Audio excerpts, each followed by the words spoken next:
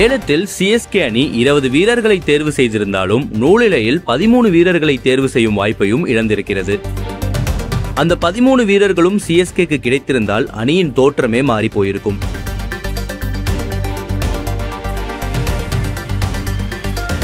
KL ராகுலை அணிக்குள் கொண்டு வர மிகவும் போராடியது சிஎஸ்கே. அதிசயமாக அவருக்காக ரூபாய் 13.75 கோடி வரை சென்று பார்த்தது. கடைசியில் 14 கோடிக்கு ராகுலை கொத்திச் சென்றது தில்லி. கடைசி ஓவர்களில் அதிரடியாக விளையாடும் லியாம் லிவிங்ஸ்டனுக்காக ரூபாய் 8.5 கோடி வரை சென்றும் அவரை ரூபாய் 8.75 கோடிக்கு RCBயிடம் இழந்தது சிஎஸ்கே.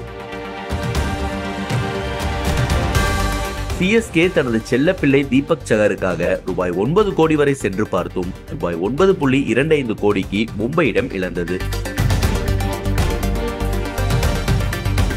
வருங்காலத்தில் தோனி இடத்தில் ஜிதேஷ் சர்மாவை வைத்து பார்க்க முடிவு செய்து அவருக்காக கடுமையாக போராடியது. ரூபாய் 6.75 கோடி வரை சென்றும் கடைசியில் பஞ்சாப் கோரிய RTMையும் மீறி ரூபாய் 11 கோடிக்கு தேர்வு செய்தது RCB. துஷார் தேஷ்பாண்டேவை மீண்டும் சிஎஸ்கேவுக்குள் இழுக்க 6.25 கோடி வரை முயற்சி இருந்தது. அதை விடவும் கூடுதலாக ரூபாய் 25 லட்சம் செலுத்தி துஷாரை தேர்வு செய்தது ராஜஸ்தான். ஆஸ்திரேலிய வீரர் மேக்ஸ்வெலுக்காக ரூபாய் 4 கோடி வரை கேட்டு பார்த்தது சிஎஸ்கே.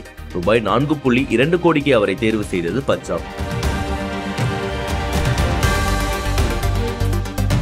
ஆப்கானிஸ்தான் ஆல்ரவுண்டர் அஸ்மத்துல்லா ஓமர்சாய்க்காக ரூபாய் 2.2 கோடி வரை சிஎஸ்கே முயன்றதில் ரூபாய் 2.4 கோடிக்கு தேர்வு செய்தது பஞ்சாப். அதிரடி பேட்டர் அங்கிரிஷ் ரகுவன்ஷியை ரூபாய் 3 கோடிக்கு தேர்வு செய்தது KKR.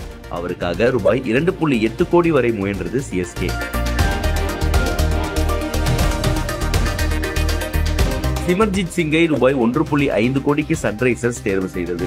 ரூபாய் 1.4 கோடி வரை முயன்றது சிஎஸ்கே. இது தவிர ராபின் மின்ஸ், சமீர் ரிஸ்வி, குமார் குஷாக்ரா ஆகியோரையும் சொற்ப தொகைகளில் எதிரணிகளிடம் நூலிழையில் இழந்தது சிஎஸ்கே.